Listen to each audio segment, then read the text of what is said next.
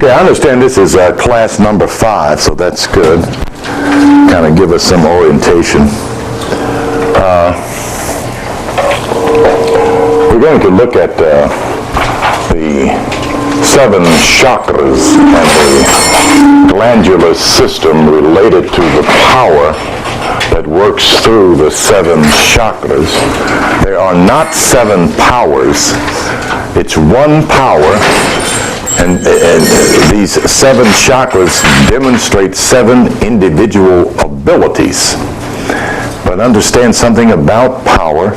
It's one power vibrating at different levels of speed. And so it appears to be, just as through the 12 glands, it is 12 glands, not 12 powers. One power doing 12 different things through the glands, 7 different things through the chakras. Okay? The idea of oneness is how we understand be ye perfect. You can't put perfect together. Okay? It's either already there or it isn't. You realize, come to the awareness of, come to the functional ability of perfect. If you don't start off perfect, you can't end up perfect. I'll put it that way. Okay. We're going to look at the scriptures and some foreign words, mainly because the information relevant to the spiritual centers are best defined in Sanskrit terminologies. If we were more kinetically orientated, we probably could find the kinetic language for the same centers and would probably discover a similarity in terms as we do in symbology when we look at, quote, Egyptian mystical knowledge and Sanskrit mystical knowledge. We're talking about the Kushite when we say Sanskrit. That's the same black man on both sides of the river of Mesopotamia. And we're going to look at, I'm getting this going. Anyway, I'll deal with that. We're going to start reading first. I got so much information here. I'm trying to keep myself from getting confused. And what I've done some things on the chakras. I keep studying. I'm a perpetual student. Okay. When I die, I want a book up under my chin. Don't bring me no damn flowers. Don't bring me some books. I get one more peep at one more line before I leave, you know. That's kind of where my head sits on my shoulders there. So I'm always going to be a student, always willing and wanting to learn, to know more and more. How many of you American Negro Moors brought a Bible? Oh, good, okay. So we don't have as many American Negro Moors this week as we did last week. It's important that you're able to correlate the knowledge that you get from the point of view of those that you're going to be compelled to educate. As I mentioned last Friday, and I'm going to mention it every Friday. You might think you're studying for yourself, but you're not. Somebody out there is asking the questions that you're about to get the answers to. And they'll find you. So you don't have to worry about that, you know. The important thing, I think, what we need to know is we don't want to win arguments. If a brother wants to argue about what he believes, let him believe it, you know, and compliment him, and drop the title of a book on him and go leave him alone, you know. You don't let him throw all that frustrated energy at you, you know, and that's what happens when you argue, and you know it when you finally get through arguing with him. You feel like this. You're drained, you know, you're going to give him all that damn energy, you know, on what he believes, you know. And you know, next week, next month, next year, he's going to change that stuff. You know, so don't spend no time sitting there trying to undermine somebody's beliefs, you know. Turn to Revelation chapter 1.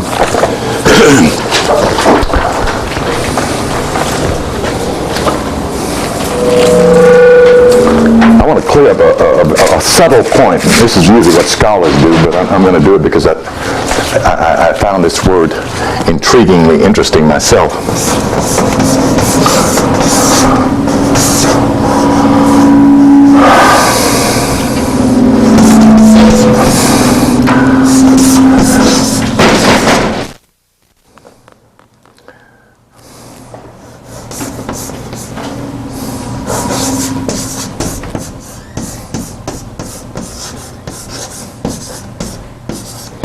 The Greek word apokalyptus. It means hidden or unknown. It virtually means bringing to awareness that which is unknown. It is not a horrendous event where God has decided to destroy the human race, because that's the phobia added to this Greek term. It is the apocalypse. We're all going to die. You know what I mean? And that was going on in the latter part of the 18th century and in the early 20s and 30s, particularly after the stock market crash. You know, everybody who could read at a third grade level and had a Bible went out to prophesy the doom of mankind. The end is near. The apocalypse is here, you know, and didn't have any idea what the word itself meant, okay? So what we're doing is we're diving into the mystery of, and that's what the keys of Moorish science gives you. And believe me, you need them if you're going to study in this field, just as you need a Afrocentric perspective about history if you're going to read our records as well as those written by and about Europe, so that you can correct that stuff and not find yourself being conditioned to believe history. History is not a belief. The other important key, when you turn to the book of Revelation, you immediately are talking about the inside, okay? All the stuff that's going on out here, the storms and earthquakes and these other heavy showers, those are not apocalyptic events, okay? They've been going on before Jesus, during the time of Jesus, and long after. And they'll be going on until this planet moves into another level of vibration. The planet is out of harmony. It wobbles. You know, in any astronomical book will tell you the planet has a wobble, so it's out of harmony. And that's part of the vibration that creates the earthquakes. The other problem is they're releasing too much high energy in this atmosphere in terms of spacecraft, bombs, and other mutant chemicals. You know, don't worry about cigarettes poisoning you. Look at all the gas fumes out there.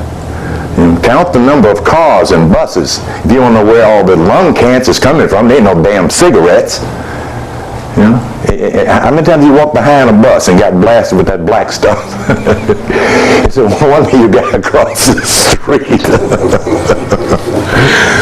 So the atmosphere is polluted, the earth's polluted. And until the human race straighten it out, and ain't no angels coming down here to correct all this dumb stuff we've done. We got to correct it. You know? It's going to be going on. Okay? So let's not get upset when it rains 40 days and 40 nights. Noah is not coming back to do it to us again. Okay, let's jump in here. As I mentioned to you before, when you want to find out what this book is about, you don't go to chapter 1 to find out what the book is about. You go to chapter 5. Okay? Chapter 5, verse, I think it's starting verse 1. Otherwise, it leaves you first believing this is Jesus coming down to John and giving John this vision and revelation of himself, Jesus. And that is not what it's about. Okay? I saw in the right hand of him who sat on the throne a book written inside. Okay, a peculiar term in reference to the book. A book written in automatically sends you inside if you read what's there. And on the back, sealed up with 7 seals. Okay, so the correlation, once you get that particular information, then you can go back to Revelations chapter 1 and start off of what you're talking about as 7 seals on the back of and within. Okay, so turn to chapter 1. And, well, we could do the introduction. I don't want to do all that. John, to the 7 churches that are in Asia.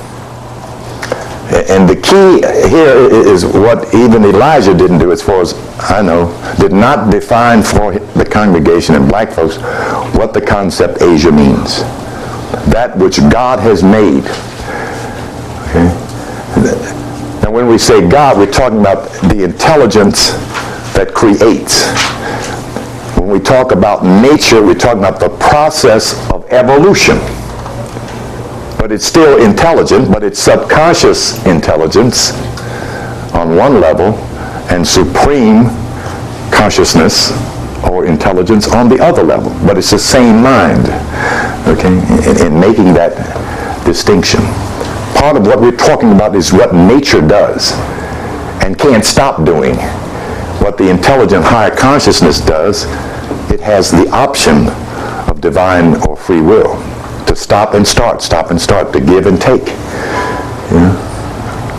We're on the subconscious realm of the mind we call God. Okay. Governed by fixed laws that are not going to change. When a being comes forward out of that mind, he, she has free will to choose what he, she wants to do or not do. Okay. Those are the overlords. Okay. Jesus was an overlord. Muhammad Rasulullah was an overlord. Buddha was an overlord. Christian was an overlord.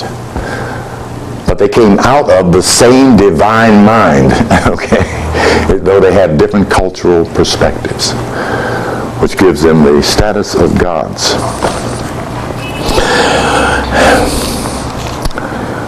Okay, I'm going to skip around here because I want you to read. I should have mentioned this last Friday. I've tried to do this, tell the group to read the book of Revelation and come back next time and say, how many read the book of Revelation? Nobody raised it.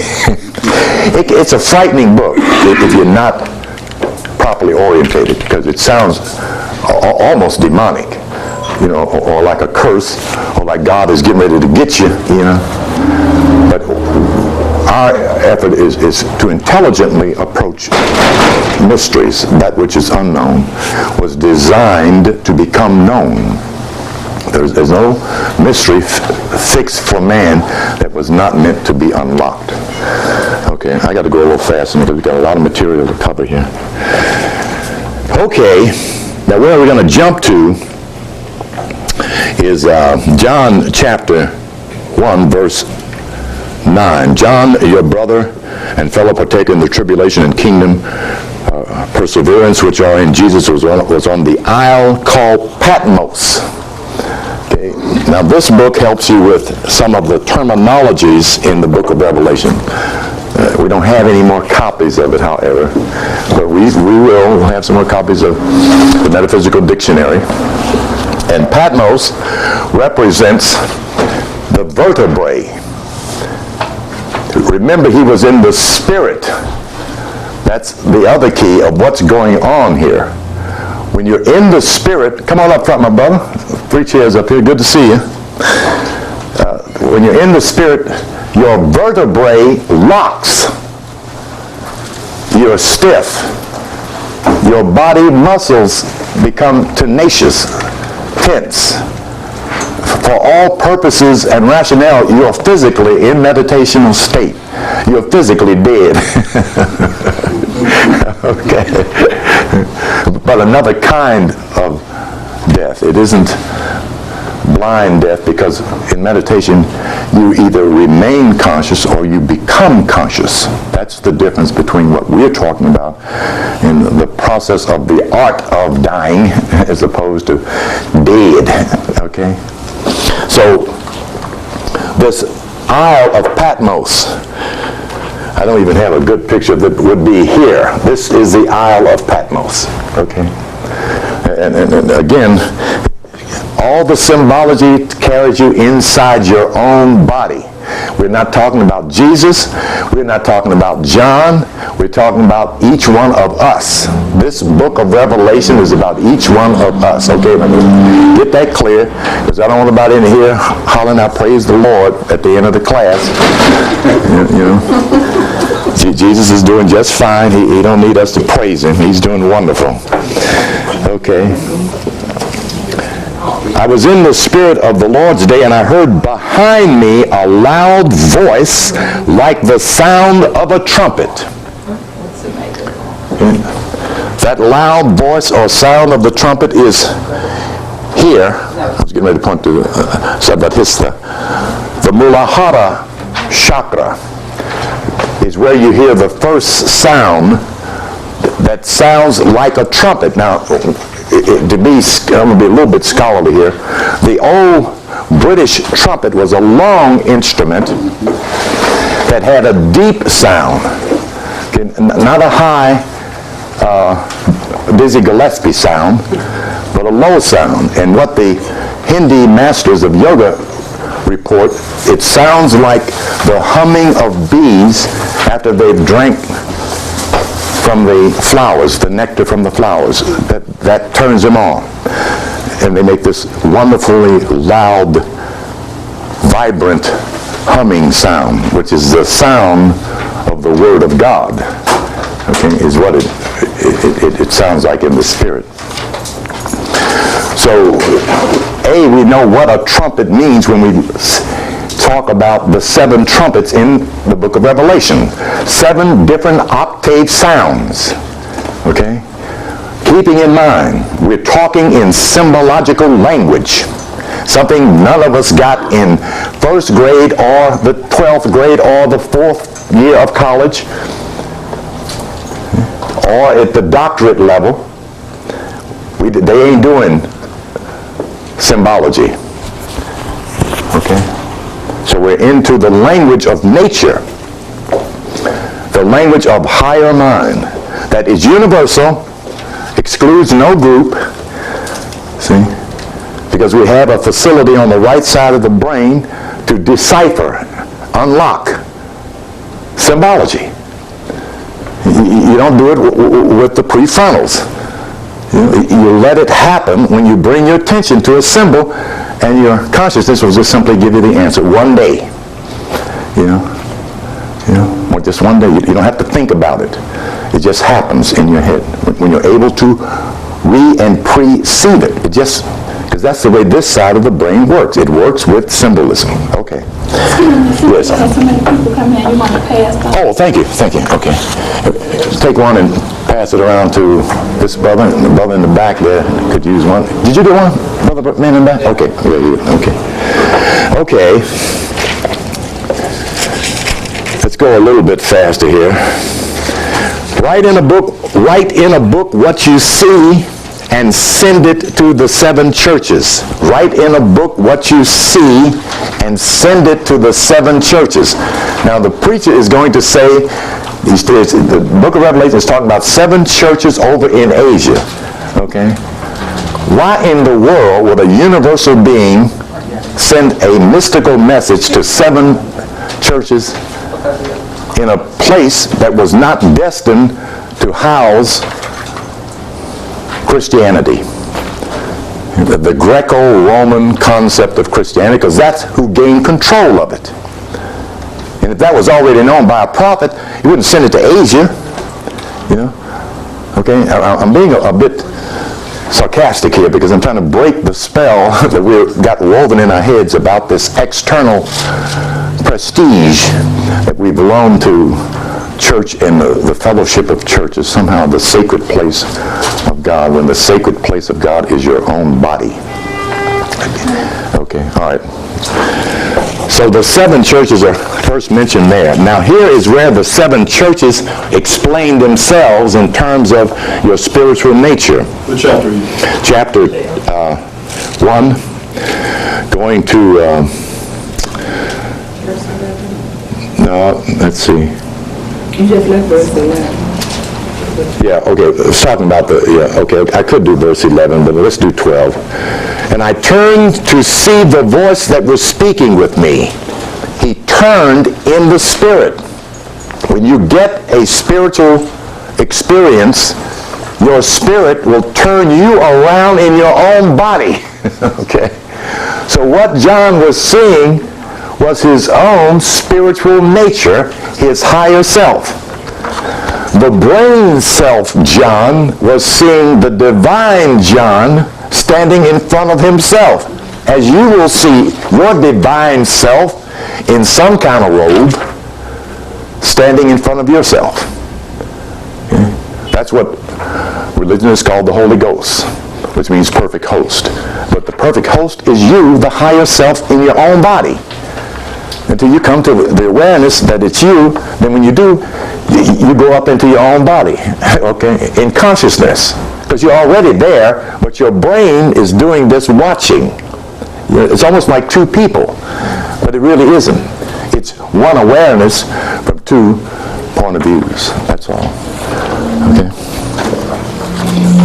Okay, let's get to the chakras here. I don't want to read this whole thing here. I'm not going to try to do all 7 here, otherwise I'll be running through this stuff, and I think like the first tapes I did, I don't think the brothers got too much out of that because I was trying to do all of it in 1 or 2 tapes. And I turned to see the voice that was speaking with me, and having turned, I saw 7 golden lampstands.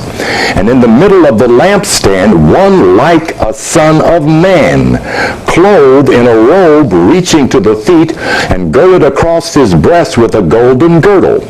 And his head and his hair were white like white wool, like snow, and his eyes were like a flame of fire. That's the Christhood being of your causal body. In your astral body, you get a white robe, ain't nothing on it, no gold, you get black long hair. That's your first entrance to the heavenly planes. Then you go up from Jesus to Christ, then you get white hair. And your feet are vibrating with fire or higher energy, and they look brownish, goldish. So he was seeing his own causal body in this vision of himself. Okay? This is John's revelation, not Jesus. Jesus has had it then and before. John is seeing himself as the message is for you to search for your revelation. Okay? Big key, otherwise you're going to be doing, oh Lord help me. They'll send you down bowing now, okay? And that ain't where we are in this class. No, we're about putting on G-O-D in here. All right, okay. And his feet were like burnished bronze when it had been caused to glow in a furnace, and his voice was like the sound of many waters, very powerful. All his chakras were open, okay? And it's very interesting how a being who is in a spiritual state rises up in a nearly perfect state and has this experience. Remember, he's having a vision, okay? That's past here, intellect. That comes from up here. A vision comes from here, the higher mind, the father mind. Up here, we are already perfect. We're not children up here. We're not immature up here. We're not weak, confused, and ignorant up here. The knowledge comes from here, the soul. It expresses up here supreme consciousness. Super consciousness, Christ mind, the mind of God, okay? That's what's on top of your head. Okay, we'll get to that as we go up. The mooladhara is at the base chakra. Okay.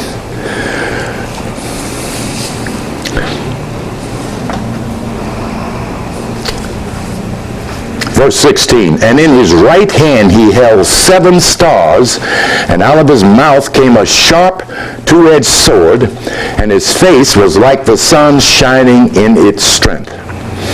Everybody know what the sword is, right? Who knows what this means? Just blurp it right on out. Truth. No. Words. Thank you.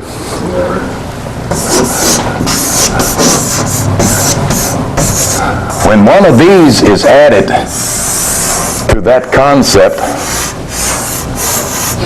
as it is on the Masonic sign, as it is on the Shahada, La ilaha illallah, there's a sword in these Arabic words. It means words of power. The sword represents power. A 2-edged sword represents good power and bad power. The words that kill and words that give life. Okay? Double-edged. Positive and negative. Duality. Okay? All right. He didn't come out with a tongue with 2 prongs on it. Okay? I mean, that sounds more reasonable than thinking that you already have power in your voice. And to articulate it, it is the tongue that does it. The spoken word of power is what black folks must get a hold of, because they're tearing up their world with their words. We need to understand we are already creators. If you're a creator, then you're also a destroyer.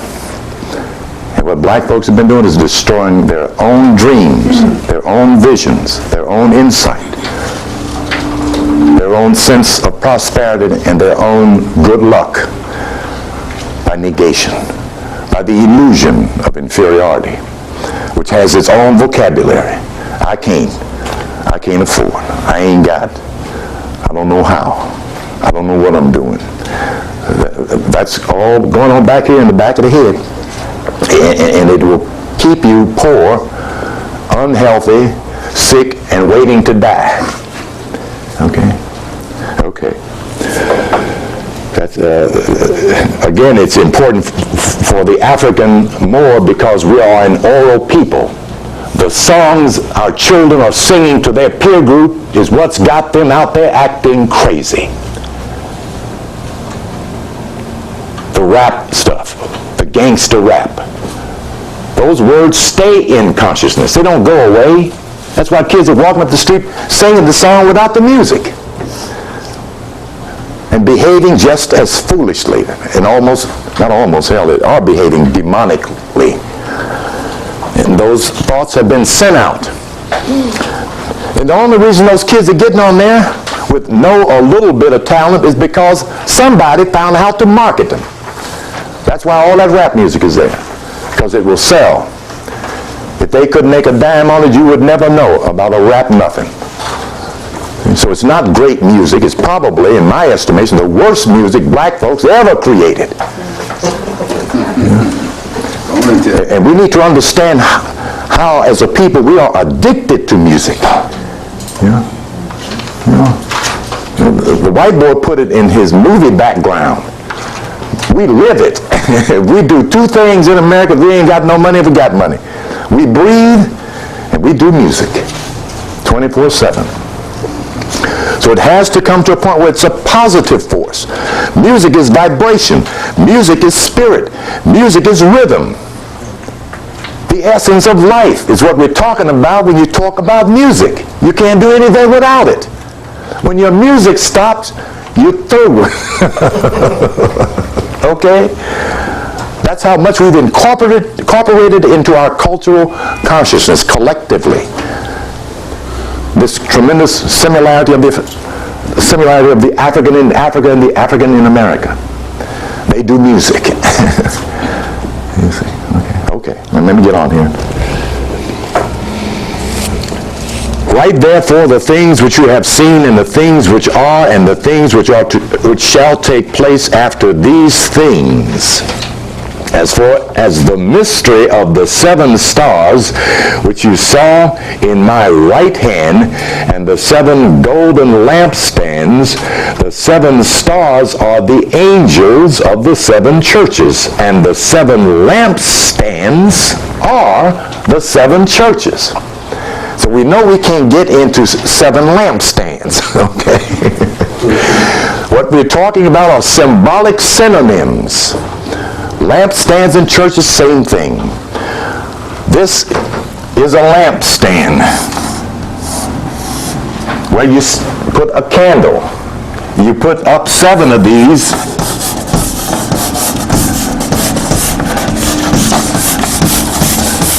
That's 7 or 8. I'm going to put 2, 4, 6.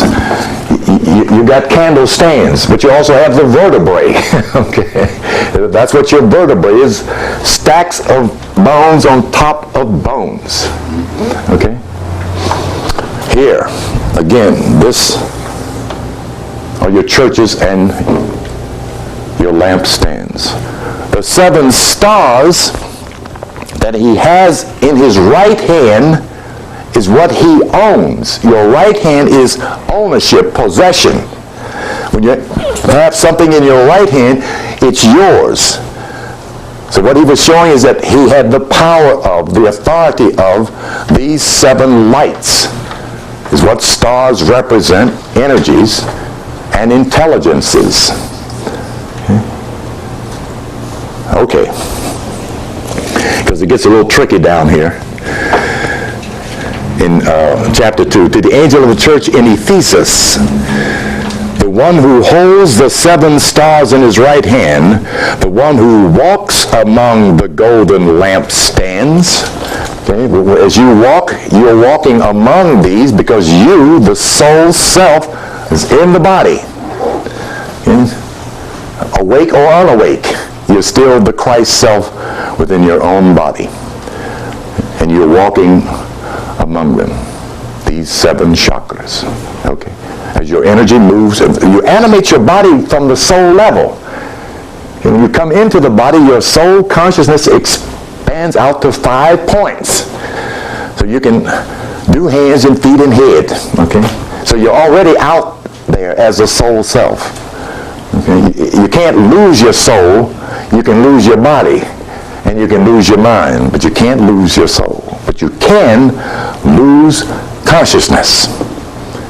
And it will be as if you were dead. So what we're trying to remain conscious. Okay.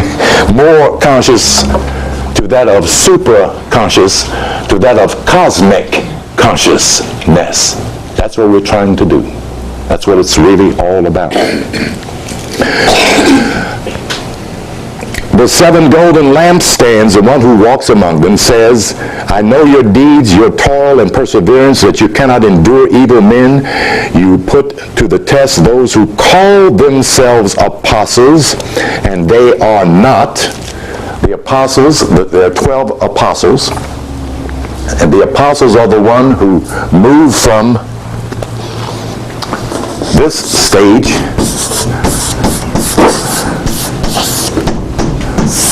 disciple, which means discipline, to this state,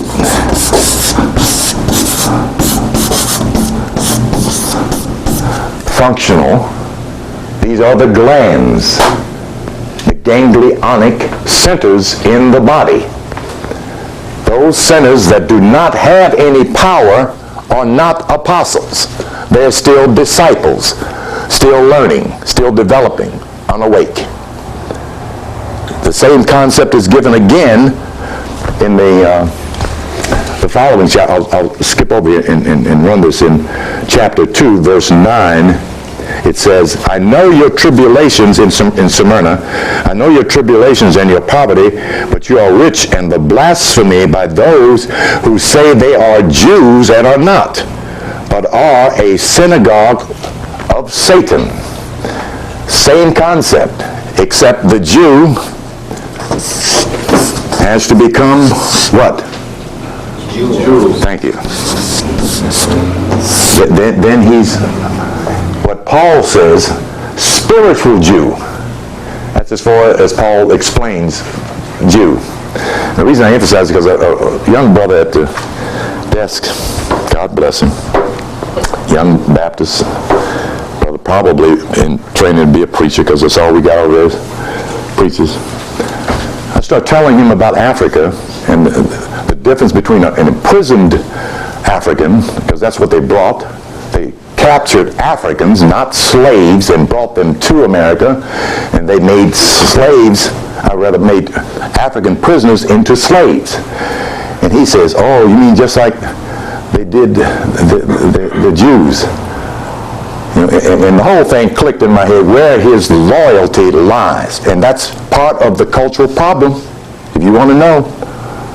With this Judaic-Christian idea, you know, and why these brothers look up at a white man up on the wall with long brown hair and blue eyes and say, oh, my Lord. You know, there is a problem. His interest and his loyalty and his compassion and sympathy are with 2 or 3 million or maybe 6 million Europeans that were slaughtered, and it was terrible. But when we look in our history, we see over 100 million that were slaughtered. See? Hell, he didn't even blink when I said it. It meant absolutely nothing to this black boy who looks more African than he does American. We're trying to put on a new head here. And it don't look like nothing in Morehouse, Spelman, Clark, Morris Brown, or any college where they putting on heads. That ain't the kind of head we want to put on. Okay. You're not going to be something other than what you are right now. 1,000,000 years from now, you'll still be black. And proud and glad and thanking God that you still are black. Okay, all right. Let me go on here. I'm supposed to be. I got a lot of Reverend Biscuit in me. I want to go to preaching every now and then. Yeah, man, I got some biscuit in me.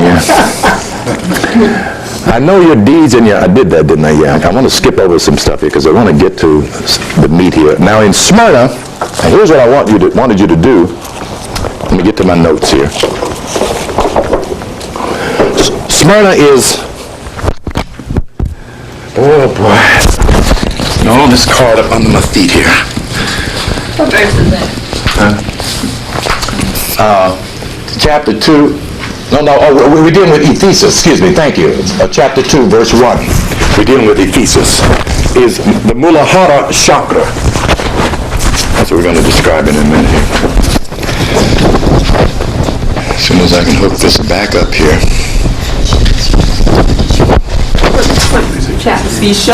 Revelations 2, chapter 1. Revelations chapter 2, verse 1. To the angel of the church in Ephesus, write. See it there? Oh, yeah. Okay. Let me get hooked back up here.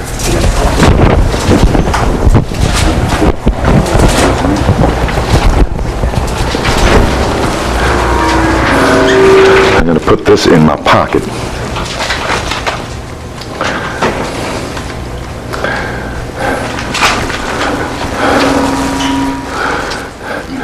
Brother got a little nervous then because he works for the Holy Trinity Church. But he's a black man, you know. He ain't dubbed out about it, but he's got to work with the concept of Christ, you know, even though he's Muslim, you know. So that's all right, you know. I'm learning not to bite my tongue, you know. I'm trying to deal with some truth here. We need to wake the hell up. That's right. You know. And as I mentioned, it's about Godhood, not getting down on your knees, begging somebody to help you, when you can help yourself. And that's what the universe is waiting for us to do. By your will, your willingness to become a divine being is how it begins. Okay, let me go on here. Ephesus, the chakra of mooladhara, is at the very end of the sacral or sacrum vertebrae. looks very much like, no, it doesn't look like that either. Very much like this. And this is where Kundalini rests. Very important that we know it's there. We're talking real power, real fire. And this is the one that gets all of the stuff out of your way so that your divinity rises. Okay? Contemplating the chakra is a part of the work one does in the spiritual practice, not meditating, practice. Contemplating the chakra, becoming aware of it. We're going to deal with that towards the end of this here. I don't want nobody raising that stuff up and you can run around here, man, what's the matter with me? I'm burning. Because you're talking about real fire. And if your centers are not open, the fire doesn't have anywhere to go. So it gets lodged down here. And you're in serious trouble. Okay? The reason I don't talk about raising the Kundalini. You know?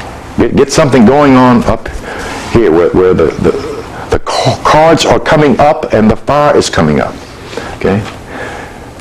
This is stuff you can't run to the clinic and tell them, I'm on fire. What are you talking? You end up in the damn crazy house, as some people have in the past when their chakras open and were burning, because it burns, because you're burning away chaff. Dirt is what it's burning away. It's called samskar, and it burns it up without harming the physical body. But brother, if it ain't got nowhere to go, you talking about being on fire. Yes, okay. Okay, let's drift here a little bit, because I don't want to keep saying the same thing. I got some notes here on the thesis. It becomes bright gold, this chakra. It contrasts or shows or expresses procreative fluid. Remember, your sexual organs are in this area. There is a substance in, very important, so you understand something about spermatosa and ovum. There's a substance in your spermatosa that is vital to your spiritual development. Vita, that should have been called Vita Libra, that comes up with it. Okay, this substance is made in the genital areas, then the natural pull of the body, if you leave it alone long enough, will go up your spinal cord, okay? So that this becomes a sane and sensible word and not a hump. Spinal energy excretion. This sexual fluid, procreative fluid, carries with it this life-giving vital energy, Vita Libra. It is considered golden oil, and you can see it if you ejaculate on your sheets. Why white substance becomes yellow substance. That's the Vita Libra in your spermatosa and in your ovum. Okay? That's what gives life, animates a living cell or organ or organism. But you need it up here. Some of it you need it up here. Because when it gets backed all up in here, you're going to do something about it anyway. You know? That's where the old saying came from, handed all and got all up here. I got to go find the sister. Go on, unload it on. But it goes to the brain. Your brain needs that Vita Libra, that substance, to regenerate itself. The brain needs sugar, natural sugar, not white granulated sugar, fruit sugar, and some vegetables that have sugar in them, that revitalizes the brain and lubricates the spinal cord. Okay? It takes 24 hours for the body to make an ample supply to lubricate and feed the brain. It takes 72 hours for the brain and its nervous system to distribute it throughout the entire cerebral nervous system. Okay? So if you're jumping Monday, Tuesday, Wednesday, Thursday, you're jumping on empty. And you're going to be doing, get off me. You become irritated. Okay? You know, and it's not him or her, it's your own nervous system that's going whack, whack, whack, instead of one of them sweet songs where he looks like everything God ought to look like, and you look like everything the Queen of Sheba should look like, you know? So understand balance. It's important that we keep our balance. See? Okay, I'm going too slow here. Let me try to get through most of this today. Okay, I'm abbreviating this information. This is the book I'm coming from, essentially. We got any left here? I hate to announce a book and we ain't got a copy. The brother bought the last one. This is a book. It's a very, very valuable tool. It really is an excellent piece to work with. The illustrations are outstanding. The information is outstanding. It even has a glossary. And he covers pretty much the whole of the body. It's a good study book. This isn't one you go from page 1 and go right through it. You read a section and you put it down, then you pick it up a little later and read it again, because you're dealing with a lot of old Latin terminology and a lot of Sanskrit information, so it isn't a reading book, something you carry in your purse on the bus. The next chakra is the Sadhisthana. Sadhisthana is just above the sacral vertebrae. I think that's called the thoracic area there. And they all interconnect with particular glands. That's one of the pieces of information I think is on that sheet, isn't it? Yeah, okay, yeah, that's what I wanted to make sure you all had this. So we're starting at the bottom, though, okay? As you see them on the right, the mooladhara. So by the mooladhara, you write the word gonads and opium. Gonads and opium, male and female. Sadhisthana, the adrenal glands, or the glands that correlate with that particular chakra. Now, they call these lotus petals because they tend to blossom out like this. They're not real flowers, but okay. There's a picture. I was trying to keep from xeroxing too much stuff here. That is it. That's kind of how they look, but that's not like buds and leaves. That's energy vibrating in a symmetrical or geometric form, okay? Put up so the camera can get it, okay? Kind of how they look. Don't go into meditation with a preconceived idea of how your chakras look, okay? Because the subconscious will create a form that you like and show it to you, and it may not be real. You've got some stuff in here that another mystic said, Ledbetter ain't seen a chakra yet. You know, he's got some, you know, and what you see is where your spiritual centers are developed at the time you see them. You're not looking for, these indicate in the Hindu script certain geometrical shapes, and they probably do form that shape. But ours may not be developed at this particular time. You're not looking for a shape. You're looking for an awareness if your chakras are open. So if you see yellow, green, blue, purple, pink, and you have somehow, we're going to do the scale of the 9 numbers, then you know something is open inside. That's the major thing, okay? We're not going to try to study all of these books, okay? Certain books that tell you about who you are, what you are, where you are, and how to become who you are. That's what you're trying to do. Wake up and not become heavy. And say, oh, I mean, I meant to put brother's heavy. Yeah, right. Yeah. We're trying to become God if you really want to be heavy. Okay, let's go on here. let me give a little bit of information on Sadhisthana is Pergamos in the chronology of the 7 churches. Pergamos. I was supposed to read Pergamos in here because it's Pergamos and Pergamum, two different spellings of the same word.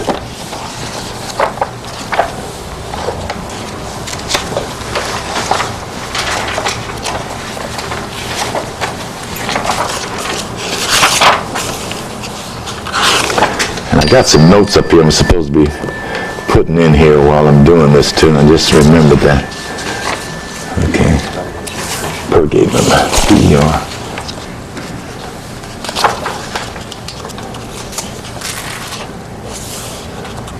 How do you spell? P-E-R-G-A-M-U-M, I think. P-E-R-G-A-M-U-M. Pergamum and Pergamos. What page? In this page 514. Greek word, of course, strongly united, closely knitted, tough textured. The key word here is elevated, because this is the chakra that liberates you from the experience of death, okay, in the yogic practices, okay. Or when the Queen of Heaven, not the Queen of Heaven, the Queen of the South rises up to destroy this generation, bringing up the full force of the Kundalini, which goes up through your head and goes up. Okay? The pole goes up to the height that you have reached in your evolution down through the centuries. What you're getting back this lifetime is what you've gained down through the centuries. You got a pole that goes up to some plane of the heavens. 4th, 5th, 6th, 7th, 8th. I don't know how tall your pole is, but it's there. If it goes up 12, then you got all 12. You can visit all 12 levels of the heavenly planes. But if your pole don't reach there, and you can get through, you better know somebody up there. You get your butt beat up there. Okay.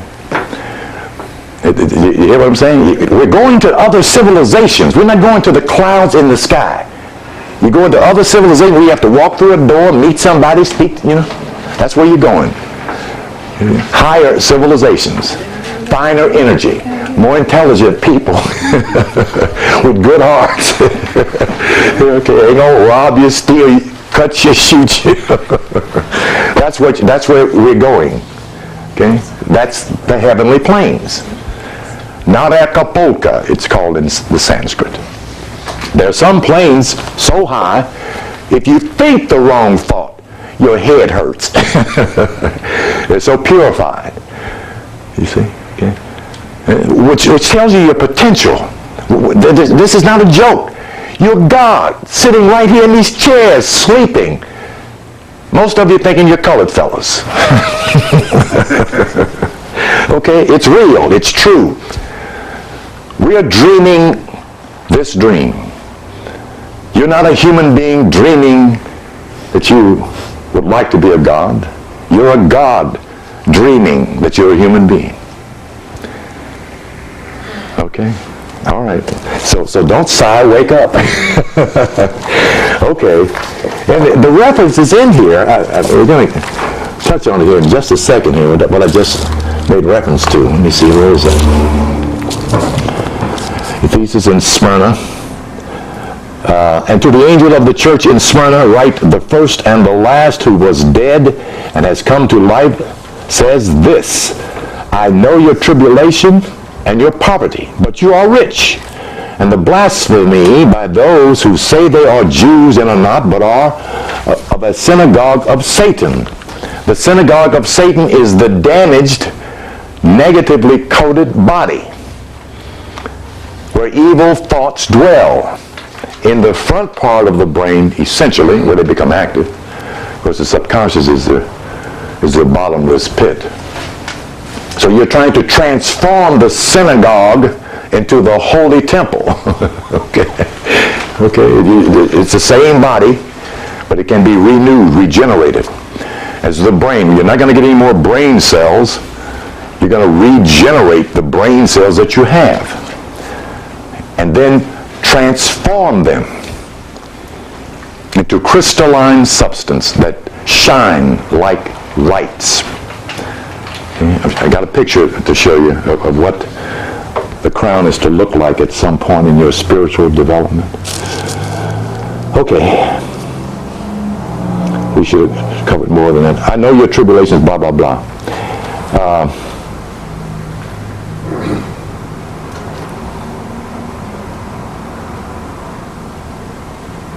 Okay, I'm going to skip over that stuff there. The next one is verse 12. Message to Pergamum, the church settled in the world, and to the angel of the church in Pergamos, or Pergamum, the one who has the sharp two-edged sword says this: I know where you dwell, where Satan's throne is, and you hold fast my name, and did not deny my faith, even in the days of Antipas, my witness, my faithful one who was killed among you, where Satan dwells. Your belief system is Antipas, and it will be killed by all of the stuff you experience. But the important point is that you hold fast to his name. What does name mean? Nature. Thank you. Okay. That's what saves you, is higher, divine, God-like nature. That's what we're putting on, the nature of God. That's what name means. How to function like God. Now, not becoming Jesus, becoming G-O-D. Okay, that fits into anybody's religion, because we all have the same nature. Black folks just have more of it. But I have a few things again. Okay, blah, blah, blah. Let me do some blah, blah, blahs here, otherwise I'll be doing a sermon here. Smyrna, not Smyrna, what did I say? Pergamos is Manipura, which is the pancreas gland. Manipura is Pergamos, the pancreas gland. Now, I'm not going to read the information on the glands. That's what I got, the reason I pointed this out. They explain how these glands function in the human body. So, you need this book. Whatever else you're studying, this book gives you very clear information on the physiological functionability of your glands, and that's important, so that you know why you should eat better food. I heard one brother say, don't take vitamins. I don't know where in the world he got that. That's the white man's... Damn! Vitamins can be very helpful, okay, because of concentrated amounts of nutriency, of B and C. And, of course, the cell salts. They can be very helpful, okay. Everything the white boy did, evil and demonic. Did we take gold at one time? Huh? Did we take gold at one time, like we take iron now? No, you already have gold in your astral body. It trickles down from your astral body into your physical body, according to how you need it. When you get a quickening up here, it just kind of flows down. In the so-called Book of the Dead, I thank thee, Father, for my hidden skin. Golden skin is the covering of a spiritual body. The golden ones. Nubi is what golden ones means. Nubi and Nubian is not an ethnic name. They are the golden ones, the ones who had all the damn gold in Africa. What's-going had so much gold, he had slave chains made out of gold. His slaves walk around with gold chains all around their neck and around their ankles and stuff. But it was a different kind of slavery. You know. They could work their way out or buy their way out, you know.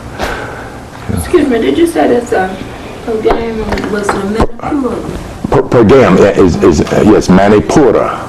Manipura.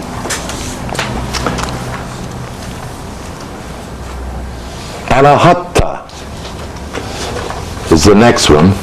Did I point out that Manipura is a solar plexus area in the solar plexus area where the adrenal glands actually are. It's supposed to be pointing to here and here. Okay, Manipura in the solar plexus. And this is important. We talked about it last time.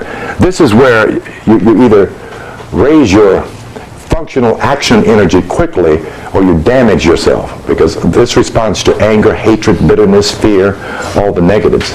But it also responds to the positive, and that's what it's for. Okay? If we understand we are designed to succeed, to be victorious, to be masters of our own destiny, then we know what the body is designed to do. We're designed to win. See? That's our nature, is to succeed. But if we get the wrong information and no self-knowledge, then we learn how to fail. Okay? So we're unlearning failure. I think I mentioned this before, and I'll mention it again. Winning is a habit. Failing is a habit. Which one do you want? We choose, we decide. At whatever point we're affected, if we're going to think like a winner or think like a failure. And it's our decision no matter who has impacted us, because we can change our mind, attitude, and consciousness by thinking, and thinking makes it so. Okay? Very important. Thinking makes it so. Okay, I got some more information here. I'm not getting all this out like I wanted to. Okay. Let me turn to a particular page here.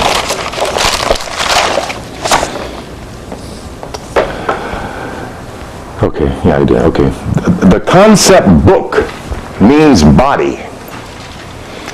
Okay. Now, I did this in other classes, so some of you should know, and this is a very big key, because the meaning of Holios Biblos begins on the very cover of the book when you see this word here.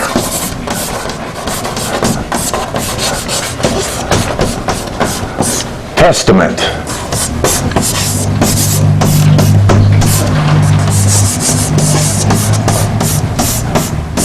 Testimenti.